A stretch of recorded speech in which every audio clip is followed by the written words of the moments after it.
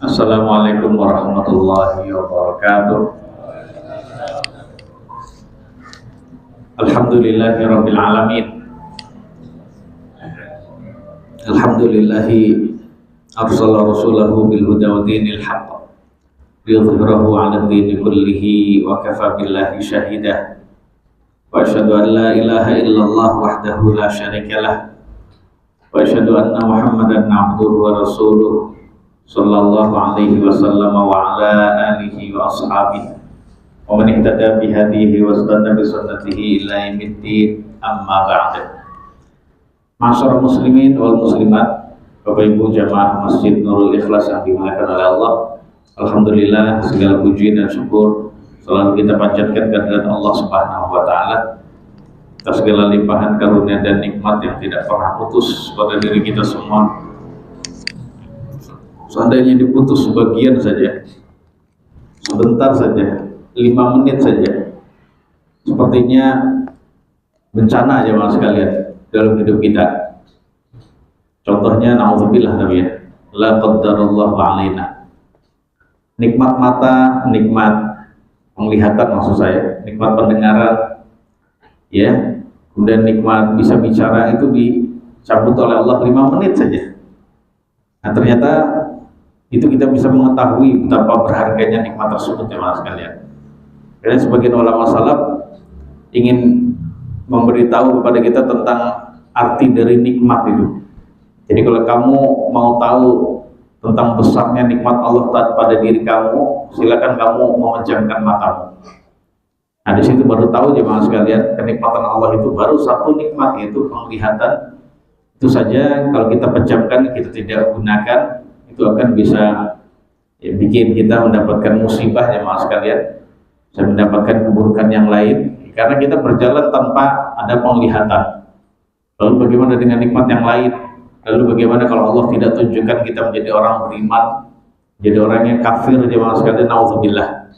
Namun jemaah sekalian yang dirahmati oleh Allah, nikmat-nikmat tersebut masih terus ada pada diri kita tanpa ada susah payah dari kita untuk mempertahankannya. Biasa aja pak, doanya juga biasa, ya muqallibal qulub. Ya kita memang pengen dipertahankan hidayah itu, kita minta ditetapkan, tapi kan juga nggak berat-berat banget kita doa. Ternyata Allah masih memberikan kepada kita semua. Ya, jemaah dirahmati oleh Allah, mari sama-sama kita hargai nikmat ini dengan kita selalu bersyukur setiap saat dalam hidup kita. Dengan kita gunakan semua nikmat itu untuk ibadah pada Allah, tidak bermaksiat padanya. Seandainya kita gunakan buat bermaksiat, segera bertobat pak. Jangan kita berhenti dari tobat. Karena kalau kita berhenti dari tobat, alasannya bolak-balik maksiat terus, maksud saya tobat terus, takut mempermainkan Allah. Ya, kayak apa namanya, prasangka mempermainkan Allah itu benar. Tapi yang menghalangi seorang dari tobat agar menjadi hamba yang bersyukur itu adalah setan jemaah sekalian. Tetap terus tobat aja kepada Allah Subhanahu wa taala. Yang jelas insya Allah kita diberi taufik, mudah-mudahan bisa menghindari maksiat itu. Baik, yang berikutnya ya mas sekalian, mari sama-sama kita ikhlaskan hati kita sejenak ya untuk bisa mempelajari ilmu agama Allah yang berkaitan dengan ibadah kita sehari-hari, yaitu sholatul jamaah. Kita masih membahas tentang fikih sholat berjamaah. Dan fikih yang akan kita bahas kali ini adalah tentang mauqiful imami wal ma'mum. Posisi berdiri imam dan makmum itu gimana pak pas lagi sholat berjamaah itu. Ini juga butuh ilmu jemaah sekalian. Kalau kita tidak butuh ilmu, sholatnya sembarangan, berdirinya sembarangan, dan bisa jadi potensi tidak sah sholat kita, bisa jemaah sekalian. Yang pertama, sholatnya seseorang bersama dengan imam.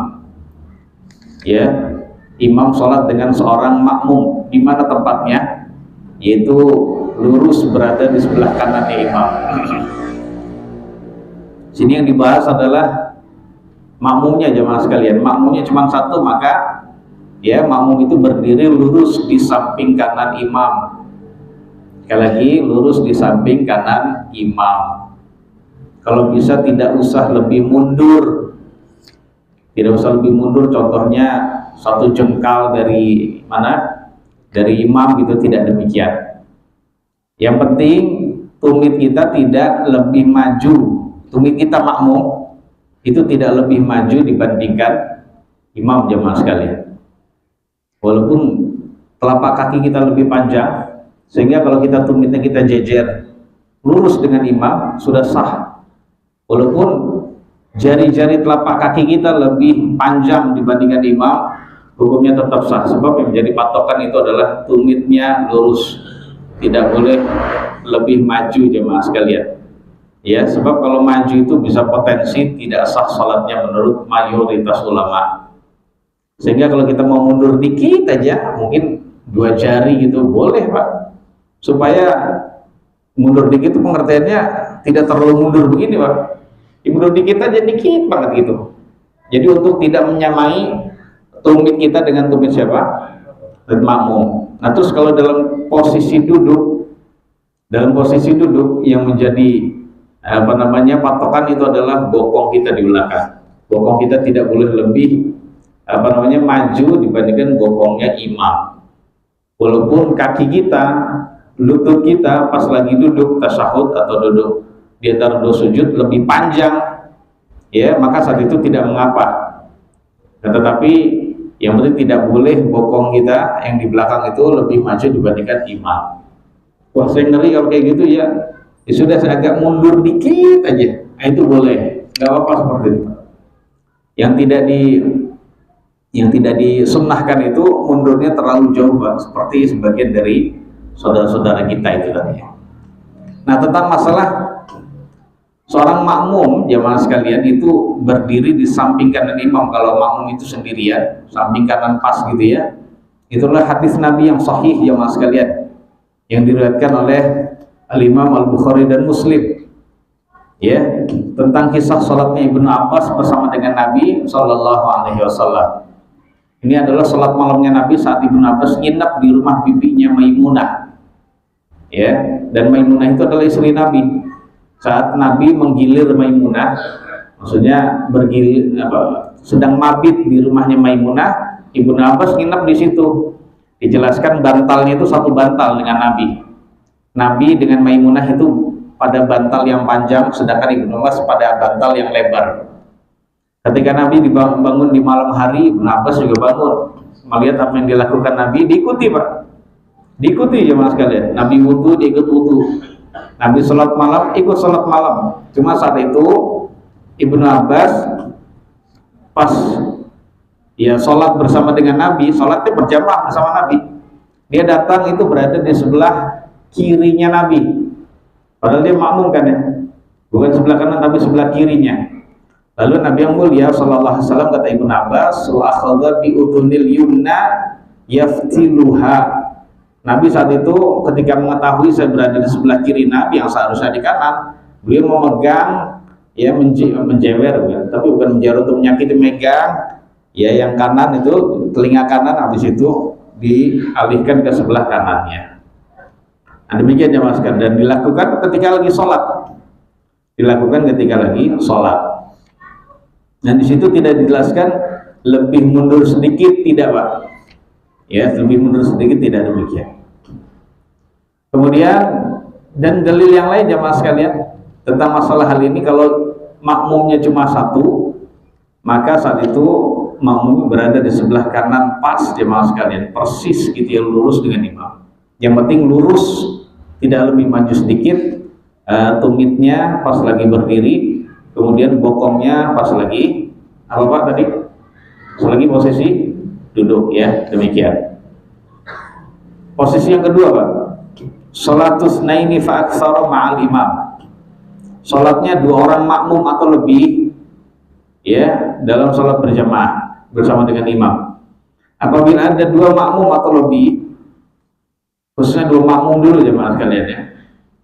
Kalau ada 2 makmum ya berada bersama dengan imam, maka 2 makmum tersebut berdiri di belakang imam.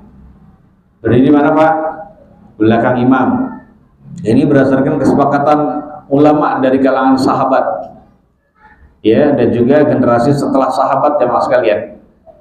Ya, berdasarkan hadisnya Jabir radhiyallahu anhu Bahwasannya beliau jemaah sekalian yang dimuliakan oleh Allah, ceritanya Jabir, kemudian saya datang sampai saya berdiri sebelah kirinya Nabi. Kemudian Nabi memegang tanganku, lalu beliau memutar saya sehingga beliau mendirikan saya atau membuat saya berdiri, menjadikan saya berdiri sebelah kanannya. Ini mirip kisahnya tadi Ibnu Abbas. Kalau ini adalah Jabir. Kemudian datang makmum yang kedua, yaitu Jabbar bin Sakhr. Kata Jabir, makmumnya Jabir dengan Jabbar, gitu. Jabbar bin Sakhr makmum yang kedua datang, lalu dia berwudu, kemudian datang, kemudian berdiri di sebelah kirinya Nabi. Jabir sebelah kanan, Jabbar sebelah kiri. Kemudian Nabi SAW memegang dua tangan kami, kemudian beliau mendorong kami ke belakang sehingga beliau menyuruh kami berdiri di belakang beliau. Kalau makmumnya dua orang, maka saat itu tidak di samping kanan dan kiri, tetapi di mana? Di belakang jemaah sekalian. Dan juga dalam hadis riwayat Imam Muslim dan lainnya, Anas bin Malik, ini sahabat Nabi yang lain jemaah sekalian. Kalau tadi sahabat Jabir ya, ini Anas bin Malik. Beliau berkata, saya pernah sholat bersama dengan anak yatim di rumah kami di belakang Nabi. Nabi depan, di belakangnya Nabi ada Anas dengan anak yatim. Sedangkan ibu saya sholat di belakang. Ya, ibu saya sholat di belakang kami. Dan lainnya jemaah sekalian, kalau makmumnya dua, maka saat itu berdirinya di belakang. Iya benar, berdirinya di belakang, tidak di sebelah kanan dan kiri. Memang jemaah sekalian, dari Ibnu Mas'ud radhiyallahu anhu itu beliau meriwayatkan dari Nabi juga, bahwasanya kalau sholat dua orang, makmumnya dua orang gitu ya, maka saat itu sholatnya itu di sebelah kanan dan kiri. Satu makmum sebelah kanan imam, satu makmum lagi sebelah kiri imam jemaah sekalian. Sebab ya sahabat ada seorang tabi'in namanya Alqamah dan juga yang lain lagi namanya Al-Aswad. Keduanya pernah sholat bersama Ibnu Umar di rumahnya Ibnu Mas'ud. Keduanya bercerita jemaah sekalian, ketika kami berdua mau sholat, kami berdiri di belakangnya Ibnu Mas'ud. Kemudian Ibnu Mas'ud memegang kedua tangan kami dan menjadikan kami, menarik kedua tangan kami, kemudian menjadikan kami di sebelah kanan dan kirinya. Dan beliau terakhir berkata, hakadza fa'ala Rasulullah sallallahu alaihi wasallam. Seperti inilah yang dilakukan oleh Nabi sallallahu alaihi wasallam. Kata siapa? Ibnu Mas'ud. Jadi persaksian sahabat Nabi Ibnu Mas'ud itu bertentangan, berbeda jemaah sekalian dengan yang ada pada persaksian Anas dan juga siapa tadi? Jabir ya. Nah, namun jemaah sekalian, riwayat dari Ibnu Mas'ud yang menunjukkan bahwasanya makmum kalau dua orang itu berada di sebelah kanan dan kiri, itu riwayatnya mansukh kata Imam Asy-Syafi'i rahimahullah taala. Sebab tata cara sholat yang diajarkan oleh Ibnu Mas'ud kepada dua orang tabi'in itu adalah tata cara sholat yang dilihat oleh Ibnu Mas'ud ya dari Nabi saat beliau berada di Mekah. Ya berarti awal-awal diwajibkan sholat tuh Pak. Nah, saat di Mekah, dan itu dimansuh saat beliau sudah hijrah ke Madinah. Itu kata kalau Imam Asy-Syafi'i rahimahullahu ta'ala. Maka kalau hadis itu mansuh walaupun sahih Pak, hadisnya sah, itu adalah perbuatan Nabi, tapi hadisnya mansuh. Mana hadis mansuh itu artinya sudah tidak berlaku lagi hukumnya, ya sudah tidak berlaku lagi hukumnya, maka saat itu kita pakai hadis yang muhkam. Hadis yang muhkam itu adalah hadis yang menunjukkan makmum dua orang atau lebih itu berada di belakang. Nah, kalau lebih ya seperti biasa. Kalau lebih dari dua, berdasarkan kesepakatan ulama itu berada di belakang jemaah sekalian. Sekali lagi, mayoritas ulama berpendapat bahwasannya makmum tidak boleh maju daripada imam. Makanya di Masjid Nabawi itu jemaah sekalian, itu ada tulisan posisi lurus dengan imam. Ya, misalnya, jadi bagi orang yang sholat di luar, Sekali lagi bagi orang yang sholat di luar apa? Di luar Masjid Nabawi pelataran, itu hendaknya jangan sampai lebih maju daripada itu. Itu lebih selamat jamaah sekalian. Lebih selamat kalau di Masjid Nabawi demikian. Tapi kita lihat banyak orang yang sholatnya itu lebih maju daripada imam. Nah, menurut mayoritas ulama itu sholatnya batal. Tapi menurut sebagian ulama tidak batal kalau memang ada hajat, ada kebutuhan. Apalagi di Masjid Nabawi padat jamaah sekalian. Nah, saat itu diperbolehkan menurut sebagian ulama kalau memang ada hajat seperti padatnya tempat gitu ya. Wallahu a'lam bishawab.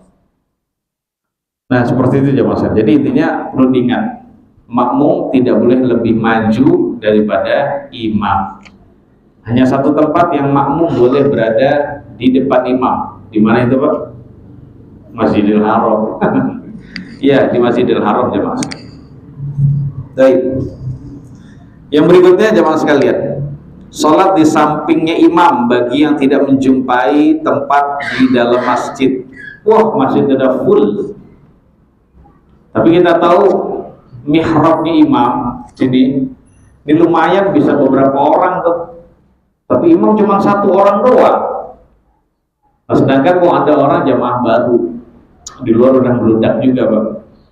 Terus gimana? Nah, dia pinter dia karena pernah ngaji jamaah sekalian. Apa yang dilakukan? Nah, kalau dia jamaah sekalian, kita para ulama ya, kalau ada orang masuk masjid dalam keadaan masjid itu penuh, saf-saf itu udah rapat-rapat, udah nggak bisa lagi jamaah sekalian, maka bagi dia boleh memecah sofa, dia menyela-nyela barisan atau soft tersebut. Jadi masuk ke sela-sela soft sampai dia bisa berdiri untuk maju, Pak, nyela-nyela soft itu. Jadi menyibak soft gitu, tujuannya supaya dia bisa maju sampai dia berdiri di samping kanan atau di sampingnya imam sebagaimana yang dilakukan oleh Nabi Shallallahu Alaihi Wasallam. Nabi datang belakangan, Pak. Nabi datang belakangan. Ya, nah saat itu Nabi yang mulia Shallallahu Alaihi Wasallam, ya Nabi datang belakangan karena beliau merasa nggak bisa ngimami gitu ya. Nah, akhirnya Abu Bakar yang menjadi imam. Saat Abu Bakar takbir kok Nabi menjumpai kayaknya kondisi tubuhnya lebih enak. Akhirnya Nabi ya tetap sholat berjamaah di masjid. Tapi saat itu sedang beliau dipapah. Beliau dipapah di antara dua orang. Kedua telapak kakinya tidak bisa menapak jemaah sekalian. Saking pentingnya sholat berjamaah itu ya. Orang yang sakit aja Nabi yang mulia alaihi salatu wassalam masih mengutamakan sholat berjamaah. Lalu bagaimana dengan orang yang sehat sekarang? Banyak dengar adzan sehat, Pak. Sehat itu telinganya, matanya juga sehat, kemudian kakinya juga sehat, pokoknya sehat semua. Cuek saja, Pak, seakan-akan nggak mendengar, ya, nggak menjadikan panggilan itu benar-benar Allah yang manggil. Nauzubillah itu ya, Pak.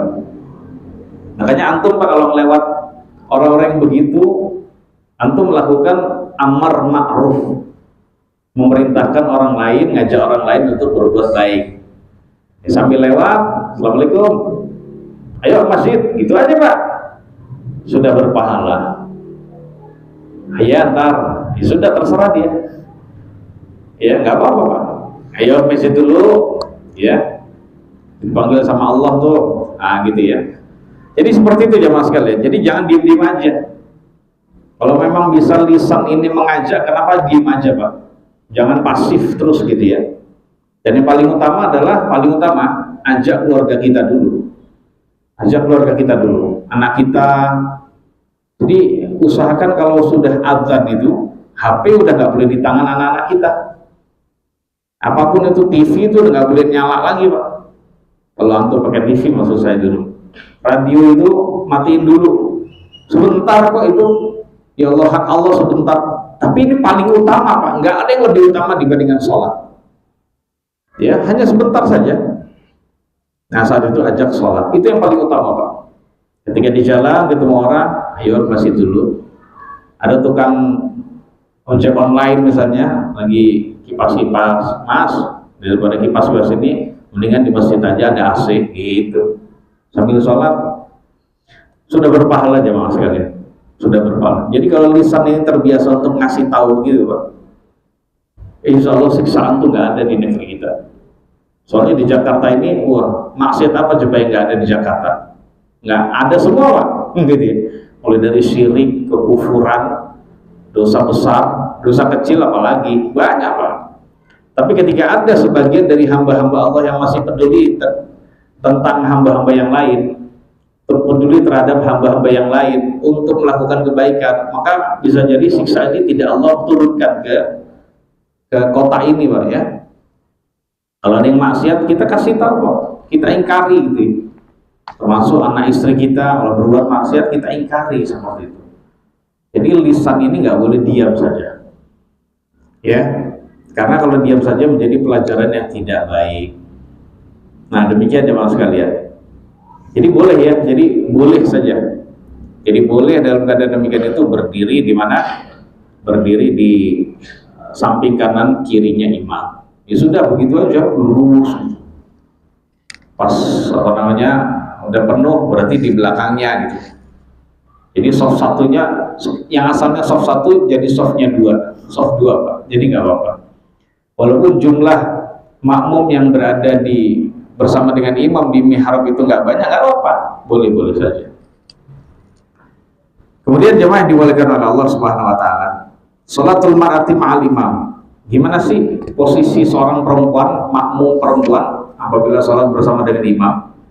Jadi kalau ada seorang perempuan sholat bersama dengan imam, maka jemaah sekalian, ya, perempuan tersebut sholat di belakangnya shaf pria. Jadi sholatnya di belakang shaf pria. Jadi tidak di sampingnya, Pak. Ya, tidak di samping tapi di belakang gitu ya.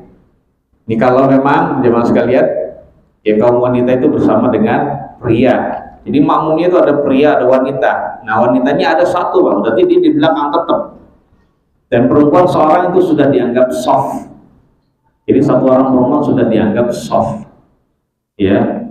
Kalau laki-laki sendirian bukan soft, Pak. Karena nggak boleh laki-laki sholat sendirian tanpa ada uzur.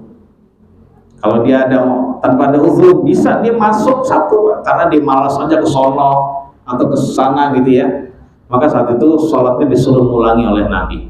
Maknanya sholatnya tidak sah alias batal. Jadi seperti itu jemaah sekalian.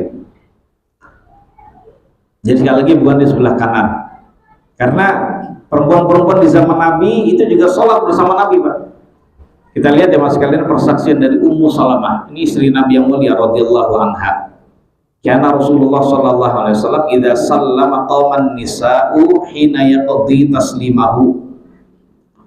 Jadi kebiasaan Rasulullah sallallahu alaihi wasallam ketika beliau habis salam dari sholat, assalamualaikum warahmatullah, assalamualaikum warahmatullah, maka makmum perempuan itu langsung berdiri, Pak. Saat Nabi sudah menyelesaikan salamnya, langsung berdiri, zikir mereka sambil jalan. Wa yanqusuhu wa fi maqamihi yasiran qabla an yaqum. Ya. Dan Nabi gimana? Setelah salam, ya Nabi berdiri sebentar, Pak. Ya, Nabi berdiri sebentar sebelum beliau berdiri. Duduk sebentar maksud saya. Beliau menetap sebentar, maaf ya.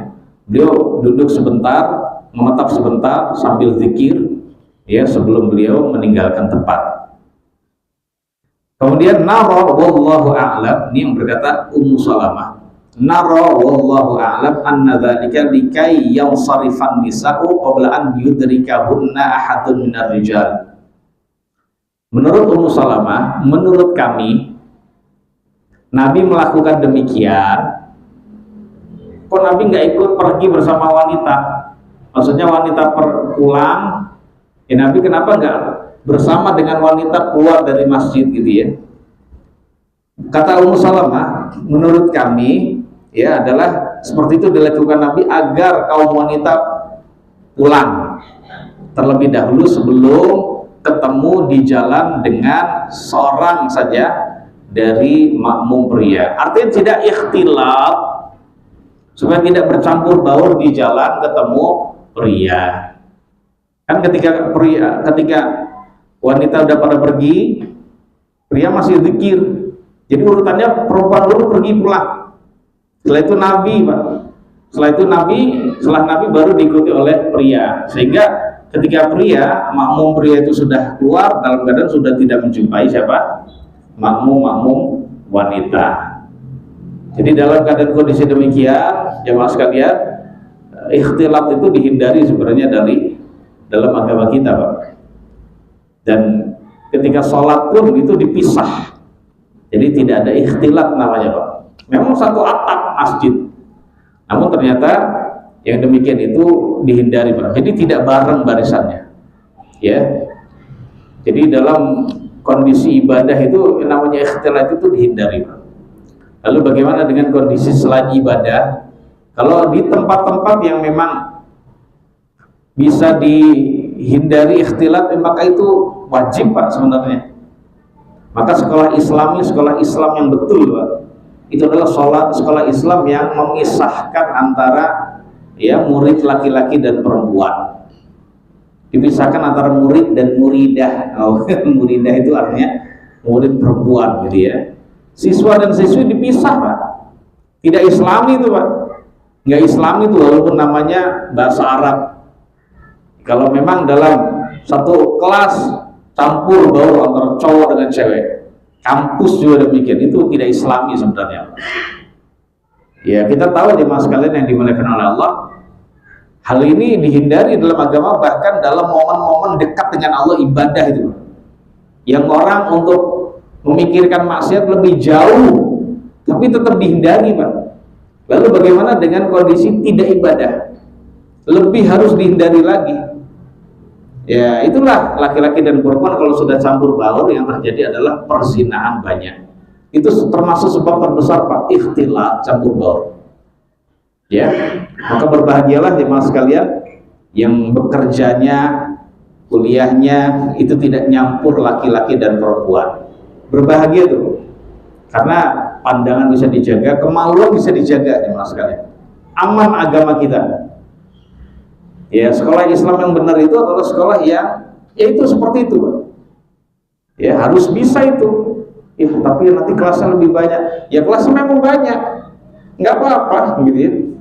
Kalau kelasnya belum cukup, kalau antum menerima murid laki-laki dan perempuan, ya sudah, kelasnya jangan banyak-banyak dulu, gitu, Pak. Jadi intinya gitu, Pak. Nah, adapun mungkin ya, tapi di parkiran campur juga, ya. Di parkiran kan gini jamaah sekalian, di ruang-ruang, di momen-momen, di tempat-tempat yang bisa dipisahkan, maka saat itu kewajiban jamaah sekalian. Kita bisa memisahkan, kenapa nggak memisahkan? Itu kewajiban. Sebab jamaah sekalian, kalau ada dalam kondisi bercampur baur laki-laki dan perempuan itu terjadi perzinahan, itu dosa, Pak. Maka ya kantornya, sekolahnya kena bagian dari dosa, Pak. Kena itu pasti itu. Tahukah jemaah sekalian, di mana tempat-tempat laki-laki dan perempuan itu banyak berselingkuh? Gitu kan? Ayo, di mana coba? Menurut survei ini katanya, Pak, nomor 3 nomor 3 yang paling banyak tempat selingkuh yang ada itu adalah di tempat kebugaran. Nah, di situ campur cowok dan cewek. Nah, begitu ya. Udah campur cowok dan cewek, pandangannya di situ dosa. Ditambah lagi musik, Pak. Waduh. Makanya antum ada lowongan usaha nih, Pak. Pulang usaha mendirikan gym khusus cewek, gym khusus cowok. Isinya murotal.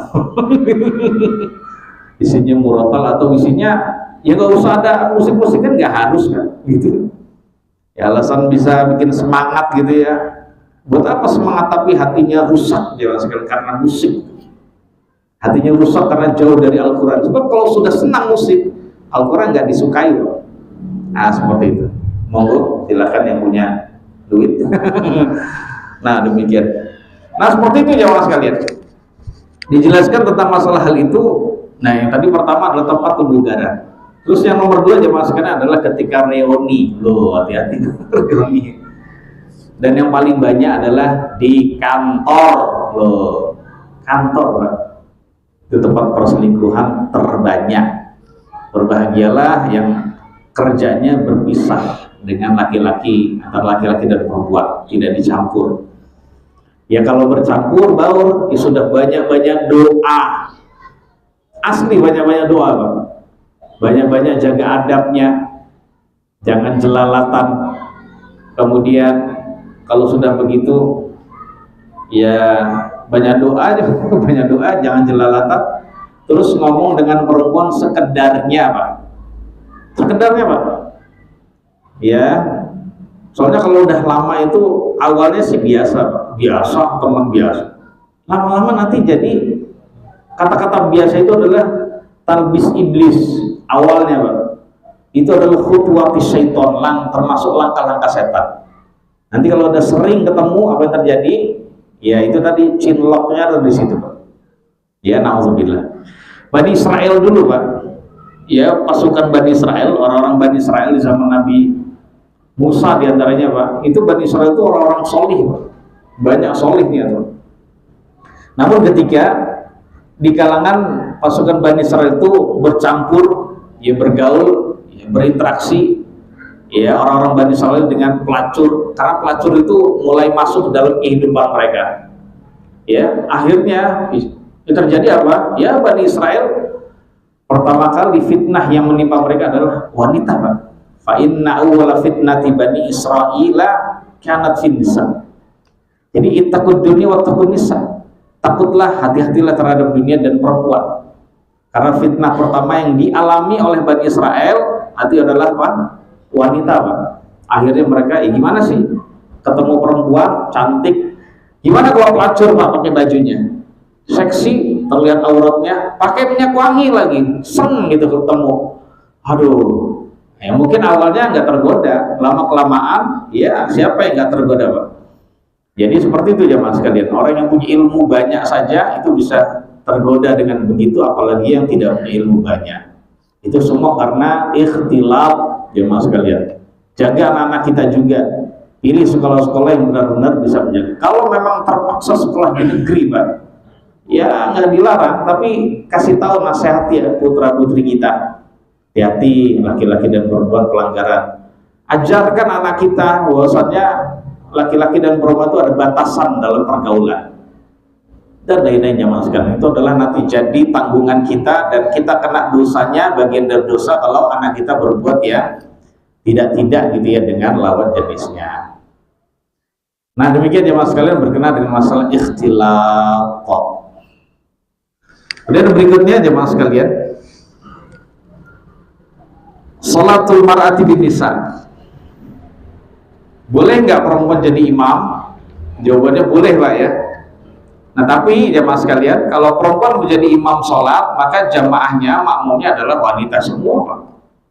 Wanita semua. Jadi tidak boleh dan tidak sah hukumnya menurut mayoritas ulama. Mayoritas, Pak, ya, bukan kesepakatan. Mayoritas ulama tidak sah perempuan ngimami laki-laki. Jadi kalau ada fenomena yang diusung oleh orang-orang liberal, ya ada foto atau ada video gitu ya, yang diusung oleh orang-orang liberal, perempuan itu ngimami sholat, maka kita katakan sholat Anda tidak sah. Adanallahu wa iyyakum gitu ya. Ya, ini berbahaya itu pemikiran demikian. Nah terus ketika makmumnya juga perempuan, lalu posisinya bagaimana? Imam perempuan dan makmumnya perempuan posisinya gimana? Posisinya adalah berada di tengah, Pak, bukan di depan. Mungkin di sini ada kajian ibu-ibu, laki-lakinya nggak ada, ustadznya juga nggak ada di sini. Yang ada nggak usah azan, perempuan gitu.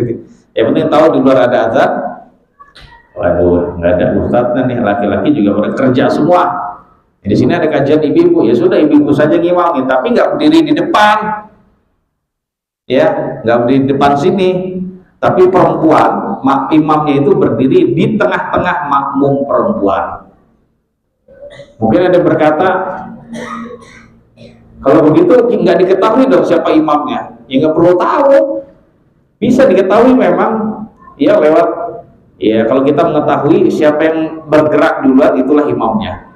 Kalau salat yang dikeraskan bacaannya, siapa yang mengeluarkan suara, dialah imamnya. Itu saja, Pak. Tapi kalau ketika nggak bersuara, nggak bergerak, maka saat itu nggak tahu imamnya yang mana gitu ya. Demikian. Karena jemaah sekalian, ibunda kita Aisyah radhiyallahu anha, seperti yang diriwayatkan dalam Musannaf Abdul Razak. Imam Abdul Razak meriwayatkan dari Rabthah Al-Hanafiyah. Beliau Rabthah Al-Hanafiyah bercerita, anna Aisyah ammathunna wa qamat bainahunna fi salatin maktubah.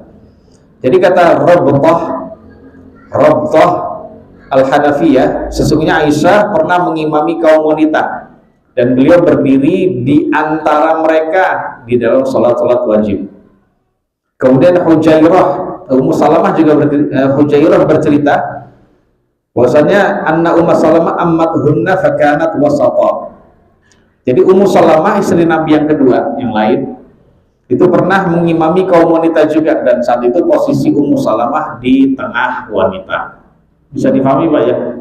Nah seperti itu. Ibu-ibu mohon diingat, wanita tidak lebih maju, imamnya dibandingkan makmumnya. Kemudian jemaah sekalian, nah sekarang bagaimana di mana posisinya adik-adik kecil, anak-anak kecil di dalam sholat. Nah pasti nih kita nih ada anak-anak kecil di luar itu begini. Jemaah sekalian yang dirahmati oleh Allah Subhanahu wa taala, memang ada hadis dari Nabi yang mulia sallallahu alaihi wasallam. Dalam riwayat Imam Abu Dawud, Imam Ahmad dan lainnya dari Abu Malik Al-Asy'ari. Beliau bercerita bahwasanya kana Rasulullah sallallahu alaihi wasallam yaj'alur rijala quddamal ghilman wal ghilmanu khalfahum wan nisa'u khalfal ghilman. Jadi kata Abu Malik Al-Asy'ari, sesungguhnya Nabi SAW itu pernah menjadikan makmum pria di depannya makmum anak-anak kecil, dan anak-anak kecil berada di belakang makmum pria. Jadi ada shaf khusus gitu, shaf khusus anak kecil di belakang. Yang ini orang dewasa, belakang shaf anak kecil. Kemudian makmum wanita berada di belakangnya makmum anak-anak kecil. Namun hadis ini jamaah sekalian adalah hadis yang tidak sahih. Hadisnya lemah. Ya karena lemah jamaah sekalian tidak bisa dijadikan sebagai hujjah. Namun jamaah sekalian yang dirahmati oleh Allah, dalam kondisi demikian ini, maka jamaah sekalian, boleh nggak anak-anak kecil berada di shaf pertama? Jawabannya tidak dilarang. Terkhusus kalau anak kecil itu sudah mumayyiz, ada sobi, ada sobi ghairu mumayyiz, anak kecil yang belum bisa membedakan mana yang baik mana yang buruk. Jadi anak kecil masih balita Pak. Ya jangan di soft 1 ya mas sekalian, jangan di soft 1 gitu ya. Belum ada. Masih lama Pak. Masih lama. Jadi kalau anak kecil yang mumayyiz, dia misalnya sudah 7 tahun, dia sudah bisa membedakan mana yang baik mana yang buruk, sudah bisa memahami Pak ucapan dari orang lain gitu ya, sudah ngerti sholat, belajar sholatnya sudah rapi Pak, sudah bisa baca Al-Fatihah dan lain-lain. Karena dia memang dididik dengan pendidikan agama, ada ngaji cabai rawit, ngaji anak kecil TPA. Di sini ada nggak satu? Nggak ada, harus ada Pak. Kalau bisa ada gitu, titipin anaknya di sini. Tapi ngajar siapa? Ya artinya di mana, silakan di mana aja jemaah. Atau di Fathur Rahman juga boleh. Nah jemaah sekalian, anak kita harus belajar tata cara sholat yang betul. Paling nggak dengan kita, ya paling nggak dengan kita. Ya kalau dia sudah sholatnya bagus, nggak apa-apa di shaf pertama Pak. Di shaf pertama nggak apa-apa. Tapi kalau dia masih main-main, hendaknya jangan di shaf pertama. Kecuali ini kalau memang orang dewasanya banyak. Tapi kalau orang dewasanya sedikit Pak, anak kecil suruh di shaf belakang, lah shaf 1 aja nggak penuh gitu ya. Kalau kita dalam sholat zuhur misalnya, maka tidak mengapa dia di shaf yang beberapa, shaf yang pertama. Ya, karena mungkin tahu ya bahwasannya di sholat zuhur misalnya atau asar siang hari itu tidak banyak, ya nggak apa-apa. Seperti itu jemaah sekalian. Kalau anak kecil dia sudah mumayyiz, jemaah sekalian, sudah mumayyiz, sudah bisa membedakan mana yang baik mana yang buruk, sudah bisa paham jemaah sekalian, maka dia berhak di saf pertama. Berhak di mana Pak? Di saf yang pertama. Ya nggak apa-apa Pak. Kalau dia datang duluan di saf pertama, nggak boleh ditarik ke belakang, nggak boleh. Anak kecil belakang, jangan Pak. Karena itu akan menyakiti dia. Serius ya Bang, itu akan menyakiti dia. Dia sudah di depan Pak. Itu hak dia itu. Bisa jadi dia tidak tahu keutamaan saf pertama. Jangan disuruh belakang. Anda keliru berarti kalau memang disuruh dia ke belakang. Sebab dia sholatnya sudah bagus, ya berarti dia berhak berada di saf yang depan. Kita telat berarti salah kita sendiri Pak. Sebab kalau kita narik dia, kamu belakang anak kecil, masih anak kecil di depan, berarti menyakiti Pak. Jangan. Nggak boleh, dan bisa jadi bikin dia nanti kapok nggak mau ke masjid. Ya ternyata orang tuanya tidak bijak ya, jadi demikian. Namun walaupun di saf pertama, hendaknya dia jangan berada tepat di belakang imam, jangan. Walaupun di saf 1 ya di pinggiran aja, jangan berada tepat di belakang imam.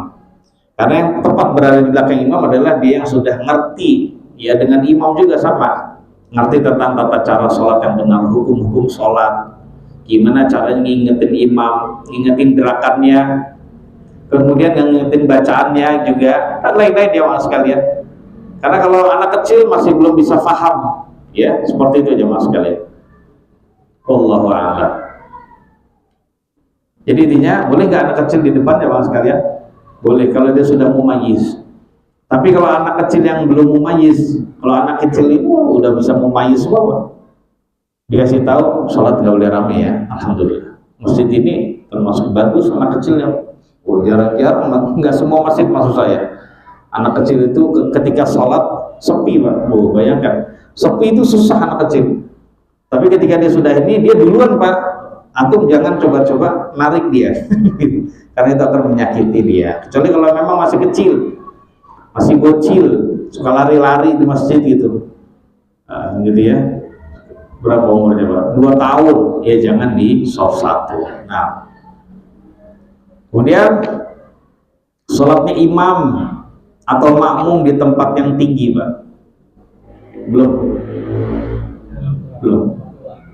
Makmum baik, atau imam berada di tempat yang tinggi, boleh atau tidak? Sekarang irtifa'ul imam 'anil makmumin. Ya, imam posisinya lebih tinggi dibandingkan makmum. Dia tinggi enggak? Oh, sama. Jadi jamaah sekalian yang dirahmati oleh Allah, ketika ada imam posisi dia lebih tinggi dibandingkan makmum, maka kalau memang tingginya itu tidak terlalu tinggi, ya hanya tinggi sedikit saja, ya hanya beberapa senti Pak, ya paling ini mungkin 1,5 jengkal lah, nggak sampai 1 meter aja Pak sekalian, gitu ya, nggak sampai setengah meter. Maka saat itu menurut mayoritas ulama hukum sholatnya sah tapi makruh. Apa Pak? Hukum sholatnya sah tapi makruh, nggak disuka Pak. Yang afdol itu antara imam dengan makmum sama Pak. Oh begitu.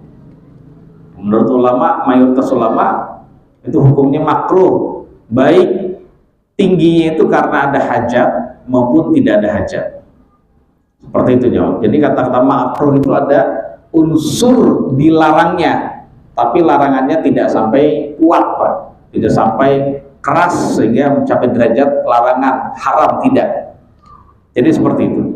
Namun jamaah sekalian, ini menurut mayoritas ulama ya. Jadi menurut mayoritas ulama hanya makruh saja. Baik dalam kondisi ada kebutuhan, ada hajat maupun tidak ada hajat. Namun jamaah sekalian, kita simak penjelasan dari Imam Asy-Syafi'i rahimahullah. Oh sudah, baik-baik. Kita jelaskan. Nanti kita dengarkan dulu pemandangan.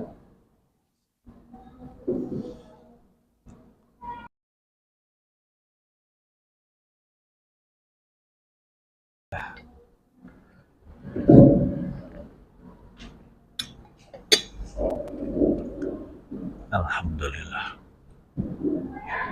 Allahu Akbar, Allahu Akbar. Allahu Akbar, Allahu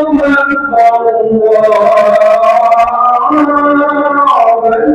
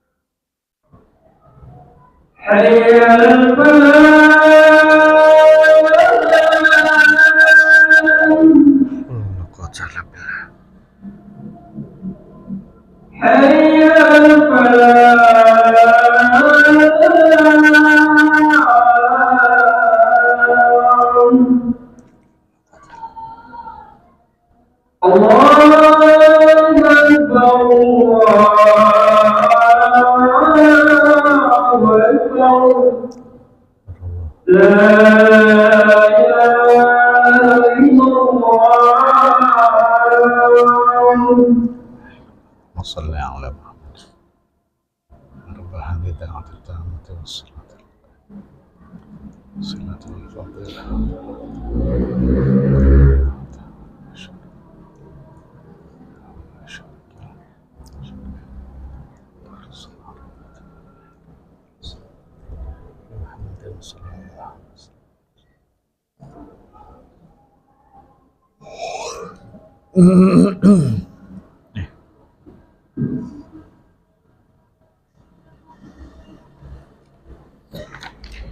Namun jemaah sekalian, ada pendapat dari Imam Asy-Syafi'i, ya. Beliau berkata di dalam kitab akhtaru lil imam alladhi yu'allimu man khalfahu an yusalli 'ala syai'il murtafi'. Langsung saja saya terjemahkan. Saya memilih pendapat bahwasanya imam yang hendak mengajarkan makmum di belakangnya, saya memilih agar dia sholat di atas tempat yang tinggi sehingga bisa dilihat oleh makmum di belakangnya. Ya, akhirnya mereka bisa mengikuti imam tersebut. Dan ini adalah pendapat dari Imam Asy-Syafi'i dan juga salah satu riwayat dari Imam Ahmad rahimahullah. Dan pendapat kedua imam besar ini, Imam Ahmad dan juga Imam Asy-Syafi'i rahimahullah ta'ala, sesuai dengan hadis Sahal bin Sa'ad As-Sa'idi ketika beliau ditanya tentang mimbar. Ketika Sahal bin Sa'ad As-Sa'idi ditanya tentang mimbar, beliau bercerita, "Tsumma ra'aitu Rasulullah sallallahu alaihi wasallam shalla 'alaiha." Ini kisah Nabi dikasih mimbar pertama kali, Pak. Ya, kisah Nabi dikasih mimbar. Ya, setelah Nabi dikasih mimbar, kemudian saya melihat Nabi sholat di atas mimbar, kayu-kayu mimbar itu. Dan beliau bertakbir dalam keadaan beliau berada di atas mimbar. Beliau ruku dalam keadaan beliau di atas mimbar. Kemudian ya ruku i'tidal berada di atas mimbar, Pak. Kemudian beliau turun ke belakang, mundur. Lalu beliau sujud di bawah mimbar. Nah, ketika sujud beliau di mana jemaah sekalian? Sujudnya di bawah, ya, setara ya dengan makmumnya. Kemudian setelah kembali lagi naik, beliau naik lagi ke atas mimbar. Falamma faragha aqbala 'alan nasi faqala.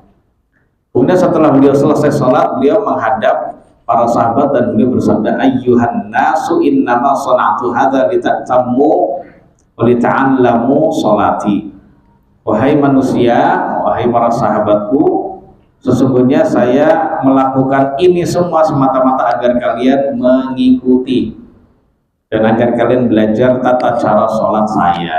Jadi kalau memang ada niat untuk ngajarin orang, nggak apa-apa dia berdiri di atas tempat yang tinggi. Tapi ketika sujud harus sama aja mas sekalian, ya. Sujud itu sama. Jadi sekali lagi kalau memang ada maslahat untuk berada di tempat di atas, maka saat itu nggak apa-apa aja mas sekalian. Apalagi cuma tingginya itu cuma 1 cm, 2 cm, 3 cm, nggak apa-apa. Hanya ini masalah kalau karena bisa jadi itu ada uzur, itu untuk bisa mengajarkan orang lain. Tapi kalau tidak ada, ya tidak ada uzur untuk mengajarkan orang lain, biasa di imam nggak ada niat, nggak ada tujuan untuk mengajarkan makmumnya, maka saat itu sebaiknya pas lagi bangun nggak usah lebih tinggi daripada makmumnya. Nah, terus untuk makmum lebih tinggi dari imam gimana aja mas sekalian? Imamnya di bawah, makmumnya di atas. Ya, wallahu a'lam bishawab. Tidak ada dalil jamaah sekalian yang melarang imam makmum itu lebih tinggi daripada imam di dalam sholat. Terlebih lagi kalau memang ada kebutuhan. Ya, karena jamaah sekalian, ya di suatu lantai itu penuh sehingga makmum harus di atas. Namun yang jelas walaupun demikian, imam itu walaupun di bawah, makmumnya yang di atas, tetap harus ada sebagian dari makmum yang di bawah bersama dengan imam. Jadi nggak semua makmumnya di atas pak, ya gitu. Makmumnya di bawah pak, kita tenggelam imam gitu. Seperti itu. Jadi demikian ya mas sekalian. Nah, kemudian kalau mengikuti imam di balik takbir gimana pak? Mengikuti imam di balik takbir. Ini salat berjamaah ya mas sekalian. Jadi ada makmum, imamnya itu di balik tembok, atau di balik tabir itu berupa ya tabir kayu yang bisa kelihatan gitu, atau bisa mendengar suaranya. Gimana hukumnya ya mas sekalian? Jadi kalau ada makmum sholat di belakang imam, nah ternyata ya jemaah sekalian, makmum tersebut berada di luar masjid, atau jemaah sekalian imamnya di dalam masjid, makmumnya itu di luar.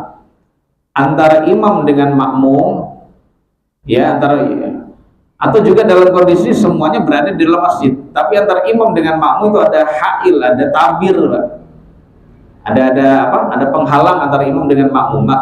Nah, maka jemaah sekalian, apabila shaf tersebut bersambung, maka boleh hukumnya. Shaf itu bersambung, maka boleh hukumnya. Sebab shaf itu bersambung jemaah sekalian tujuannya agar makmum yang di belakang itu atau di luar masjid itu bisa melihat gerakan imam yang di mana di dalam. Jadi karena makmum itu di depan, makmum yang di depan ketika nyambung itu walaupun sampai 1 kilo lah, nggak apa-apa gitu ya. Yang penting jemaah sekalian saat itu ada makmum yang nyambung yang bisa terlihat. Jadi yang bisa terlihat, terkhusus kalau memang itu muttasilah, yaitu barisannya shafnya itu bersambung, jadi bersambung gitu ya, itu tidak mengapa. Atau jemaah sekalian mungkin putus, seperti di Masjidil Haram misalnya, kalau di sini di Istiqlal misalnya, atau di Masjid Atin misalnya, atau di Masjidil Haram, Masjid Nabawi, putus pak. Ya, tapi ternyata makmum yang di luar itu bisa tahu gerakan imam yang di dalam dengan pengeras suara. Ya, imam amin, amin, imam salam, salam, imam gerakan ini dia tahu pak. Jadi seperti itu. Maka dalam kondisi begitu, walaupun tidak nyambung juga insya Allah sah jemaah sekalian. Apalagi di Masjidil Haram, ya Allah, ratusan meter itu masih bisa ikut pak. Jadi orang yang sholat para penjual pedagang itu sholat di depan toko dia gitu ya. Nah makanya boleh apa tidak? Wallahu a'lam bishawab. Insyaallah sholatnya sah. Yang penting ada suara yang bisa mengetahui gerakan imam, bacaan imam, ya, sehingga ketika imam takbir sampai salam makmumnya tidak terlewatkan sama sekali. Wallahu a'lam. Saya kira cukup dulu, barangkali di antara jamaah yang mau bertanya. Silakan Pak. Iya.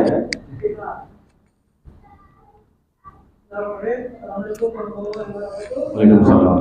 Ada pertanyaan dan bocoran atau pada pembukaan kajian Ustaz tadi membahas tentang nikmat Allah, misalnya penglihatan, pada pendengaran dan lain sebagainya. Yang saya mau tanyakan adalah umuman ayat dalam surat Ar-Rahman, yaitu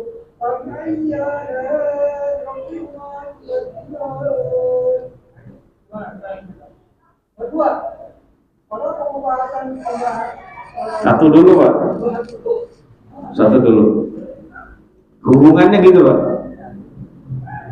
Ya hubungannya artinya kan saya tadi seandainya nikmat itu hilang, maka saat itu kita pasti baru tahu rasanya dan juga harganya serta nilainya dari nikmat tersebut.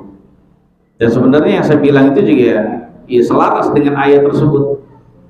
Dan di situ menunjukkan bahwa nikmat yang Allah berikan pada kita itu terlalu banyak, terlalu kita tidak bisa menghitungnya. Fabi ayyi ala'i rabbikuma tukadziban. Nikmat Tuhan kalian berdua mana lagi yang kalian dustakan wahai manusia dan jin? Gak ada yang kita dustakan. Karena semua tampak jelas itu sebagai nikmat yang Allah berikan pada kita. Baik nikmat berupa kebaikan dunia maupun akhirat. Ya, nikmat kebaikan dunia maupun akhirat.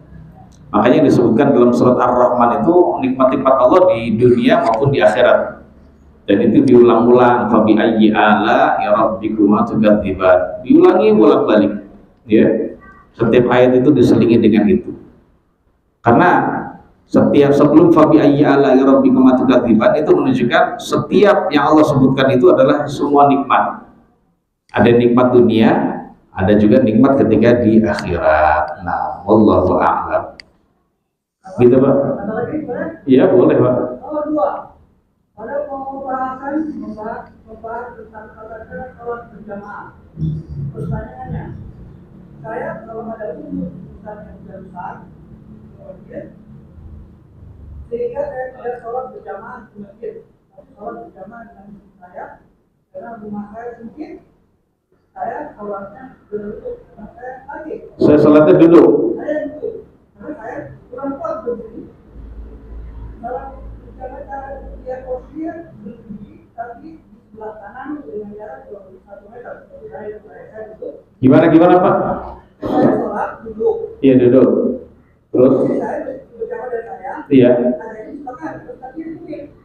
Enggak di belakang. Belakang. Di belakang. Iya. Belakang adanya.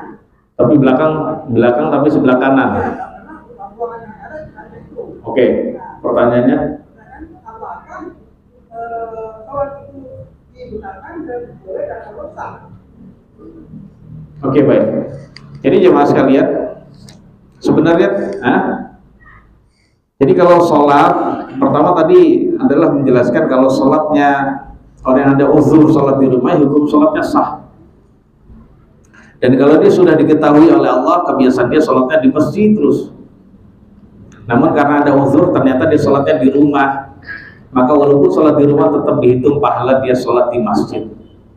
Ya, seperti itu. Kemudian kalau dia sholat dengan istri di rumah berjamaah boleh atau tidak? Boleh Pak. Kalau istri posisinya tuh agak kanan tapi sebelah kanan tapi agak belakang, ya boleh saja sah. Sebenarnya Mas sekalian, posisi tadi yang disebutkan itu adalah posisi sunnah, loh begitu. Posisi apa Mas sekalian? Sunnah, dan itu yang afdol, posisi ideal. Tapi seandainya posisi tersebut tidak terwujud, maka tetap sholatnya sah. Seperti itu Pak. Ada sebagian masjid perempuan tidak di belakang, betul tidak? Di mana perempuan? Samping kanan atau kiri? Kayak di Istiqlal lah. Ya, kayak di sebagian masjid gitu.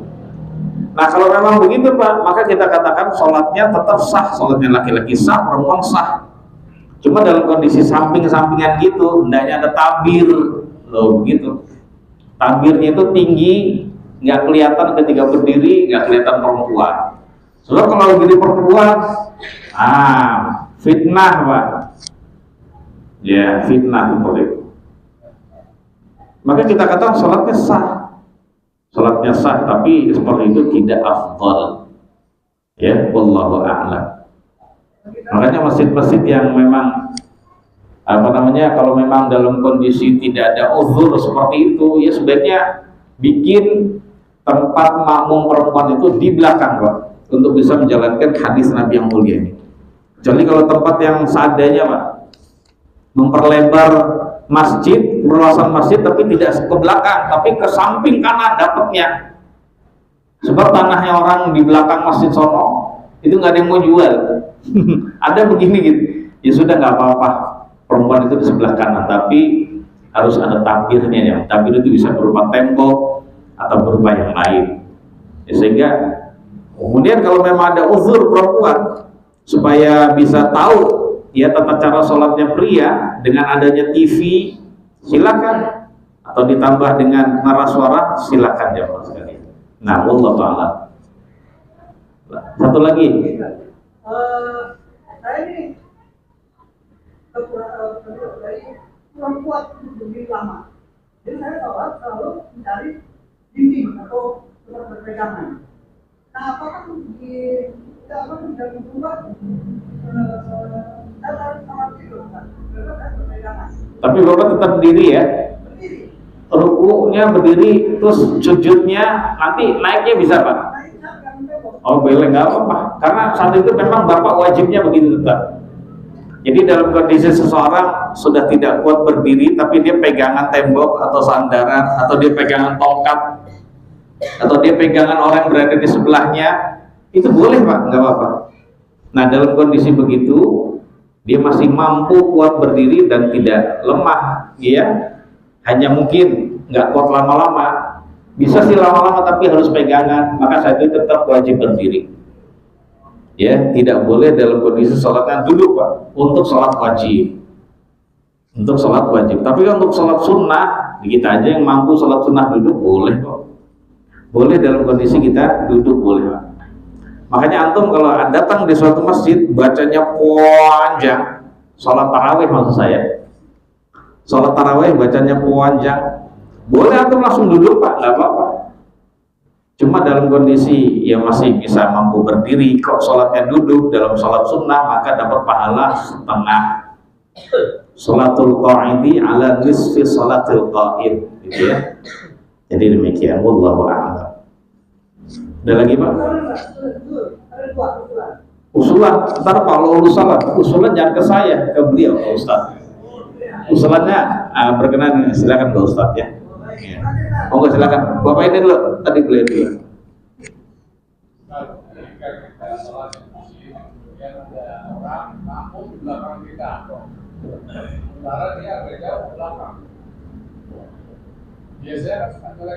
Iya. Dia satu orang. Ya kalau dia satu orang, dia di belakang kita, ya sudah sah sholatnya, Pak. Hanya tidak afdol saja. Karena dia mungkin mazhab Asy-Syafi'i, Pak, ya sudah. Ya sah sholatnya, antum sah, sholatnya dia juga sah. Tapi kurang afdol saja gitu. Karena yang afdol itu adalah kalau berdampingan sebelah kanan. Kalau mau mundur dikit, sesenti, 2 senti itu adalah tumitnya saja, nggak apa-apa. Gitu, Pak. Sudah? Oke, ada lagi tadi siapa? Antum nih, dia duluan tadi ya? Oh ya sudah, antum duluan.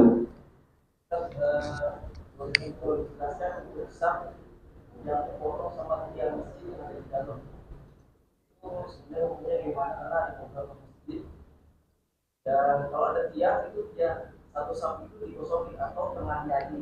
Baik. Nanti kita akan bahas ya Mas sekalian tentang as-sufuf baina sawari.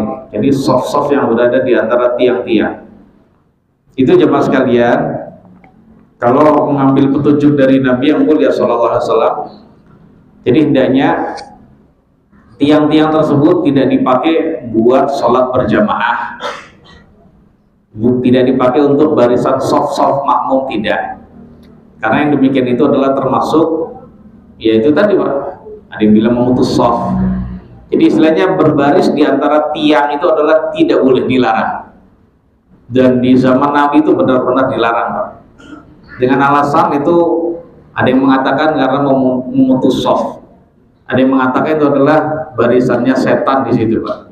Ala kulli hal, intinya bagi kita kalau sudah tahu dilarang Nabi, ya sudah hindari aja. Ya, seperti itu, Pak. Nah, kalau memang masjidnya itu masih full, masih apa? Ya juga nggak banyak lah orangnya. Maka saat itu yang ada tiangnya di situ itu jangan ada soft. Jadi agak ke belakang. Walaupun jamaah sekalian, walaupun antara soft yang di belakang tiang dengan yang di depan tiang itu agak panjang, itu nggak apa-apa. Seperti itu, Pak. Jadi demikian. Begitu, ya. Namun kalau ada kebutuhan harus mengisi barisan atau mengisi area antara tiang-tiang dikarenakan jumlah jemaah banyak, contohnya pas Ramadan, makanya nggak apa-apa, Pak, diisi aja.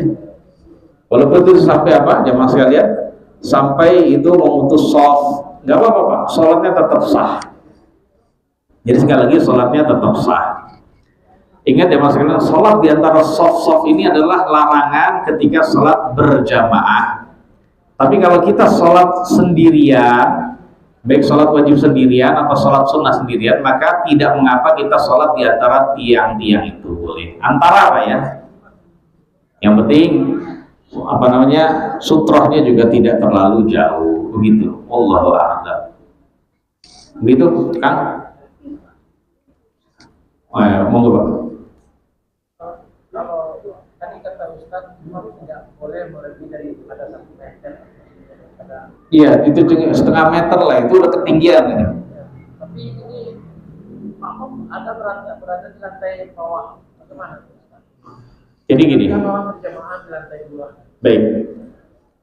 Kalau imam lebih tinggi, jadi imamnya berarti di lantai 2, imamnya di lantai 2, makmumnya di lantai bawah. Nggak apa-apa, boleh. Iya, seperti sebagian masjid, ya masjidnya yang dipakai masjid utama itu adalah di lantai 2. Adapun di bawah itu bagi jamaah-jamaah, misalnya pas lagi sholat Jumat, yang memang tidak bisa naik gitu ya, ya nggak apa-apa, boleh-boleh saja.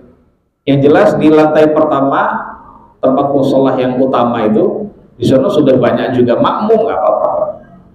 Yang dilarang itu imamnya sendiri di atas, sendirian, makmumnya semua di bawah, gitu, Pak. Itu yang dilarang. Tapi kalau di sana dia bersama dengan makmum yang lain, di bawahnya ada makmum, di bawahnya lagi ada makmum, nggak apa-apa, boleh. Wallahu a'lam. Terakhir, Pak, untuk monggo. Hah? Kenapa? Nggak jadi, Pak.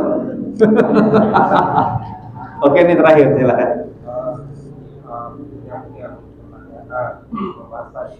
Makmum tidak boleh sholat sendirian, tidak apa apabila ada uzur. Saya pernah sholat di suatu masjid, saat itu posisi ada satu makmum yang tidak bagian sholat. Imam memerintahkan satu orang yang dituju untuk mundur menemani makmum tersebut. Apabila sudah ada yang masuk lagi, makmum yang paling ujung tadi masuk kembali ke safnya. Apakah seperti itu digunakan? Itu tadi belum takbir ya? Takbir cuma kasih komando satu orang mundur dulu. Makmum yang tadi sedia. Apabila sudah ada yang masuk, yang tadi sudah dapat jalannya di safnya depan tadi, dia masukkan. Baik. Jadi gini jamaah sekalian, yang dilakukan oleh imam tersebut menyuruh makmum yang berada di depannya untuk mundur karena untuk menemani siapa? Makmum yang sendirian di belakang, ya boleh-boleh saja. Karena barangkali nanti dia nggak ditemani oleh orang lain, ya seperti itu. Ya karena mungkin biasanya setelah ini iqomah udah nggak ada yang datang lagi, maka nggak apa-apa, temani itu biar dia nggak sholat sendiri, boleh, Pak. Ya seperti itu. Nah kalau memang ada yang lain lagi, berarti yang lain datang ini ke depan aja. Ini nggak usah gerak. Yang nemeni di belakang itu yang asalnya mundur belakang nggak usah bergerak. Dia tetap di situ. Ya seperti itu.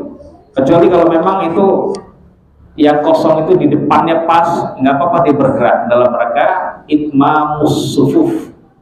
Ya dalam rangka untuk bisa menyempurnakan barisan, itu boleh. Tapi kalau yang kosong, ya udah ada yang datang. Dari datang samping-samping, kita mau ke depan sono, jangan ke depan. Ya nggak tuh nggak usah nggak usah nyamping-nyamping begini, jalan nggak perlu. Ya, gitu Pak. Oh ya, maaf satu lagi Ustaz. Saya pernah sholat suatu ketika ada waktu sendirian. Kalau saya ketika saya mundur, apa yang saya lakukan? Apakah saya tetap atau mundur lagi? Dia nyuruh antum untuk Mundur karena dia nggak ada teman lagi. Saya tetap di sholat saya. oh gitu. Dia sendirian di belakang. Ya nggak usah. Jadi kalau ada orang, ada makmum sendirian di belakang nepuk kita untuk mundur di belakang, ya nggak perlu kita ikut mundur. Nah, jemaah sekalian, ya terus gimana dia? Ya sudah, sholatlah di belakang walaupun sendirian. Karena jemaah sekalian, sholat di belakang sendirian kalau ada uzur dikarenakan dia untuk maju ke depannya itu, wah udah penuh semua. Barusan ada rapat-rapat nempel-nempel, ternyata di situ juga kanan nggak bisa, kiri nggak bisa, ya sudah dia sendirian nggak apa-apa sholat sendirian. Berharap ada yang lain nantinya. Kalau nggak ada juga, insya Allah sholat dia tetap sah. Adapun hadis yang menunjukkan Nabi pernah menyuruh seorang laki-laki yang sholat sendirian di belakang shaf untuk mengulangi sholatnya, berarti sholatnya nggak sah. Itu kalau itu diartikan, ditafsirkan oleh ulama adalah bagi orang yang lalai, Pak. Bagi orang yang lalai, dia nggak melihat-lihat barisan, sebenarnya dia bisa maju tapi dia malas. Akhirnya sholat sendirian, sholatnya nggak sah. Tapi kalau sudah melihat, wah nggak bisa juga, wah nggak bisa, daripada ganggu dan bikin kesel gitu, ini apaan sih udah penuh di sini lagi, nah gitu ya. Sudah dia sholat sendirian di belakang, insya Allah sah dia Pak. Karena dalam masalah sholat sendirian di belakang makmum, ulama sampai 3 pendapat Pak. Ada yang mengatakan bahwasanya sholat dia tidak sah mutlak. Ada yang mengatakan sholat dia sah mutlak, nggak ada larangan. Maksudnya sah sholatnya gitu. Kemudian ada lagi yang pendapat pertengahan. Hukum asalnya sholatnya tidak sah, kecuali kalau memang ada uzur dia tidak bisa masuk ke depan. Gimana Pak? Ini selalu pendapat yang saya pilih ya. Gimana? Dia harus sholat berjamaah di masjid. Dia masuk ke sholat nggak bisa, sini nggak bisa. Terus dia nggak sholat begitu, ya sudah sholat sendirian di belakang, sholat dia tetap sah. Dan kalau tetap dihukumi batal, maka saat itu namanya memberatkan. Begitu Pak. Wallahu a'lam bishawab. Itu saja jemaah sekalian. Semoga Allah berikan faedahnya dan manfaatnya bagi saya dan juga bagi jemaah sekalian. Dan mudah-mudahan Allah terus mengistiqomahkan kita di atas salat berjamaah sampai ajal menjemput kita masing-masing. Ada kekurangannya mohon maaf. Wassallallahu ala nabiyina Muhammadin wa alihi wasallam. Subhanakallahumma bihamdik, asyhadu an la ilaha illa anta astaghfiruka wa atubu ilaik. Wassalamualaikum warahmatullahi wabarakatuh.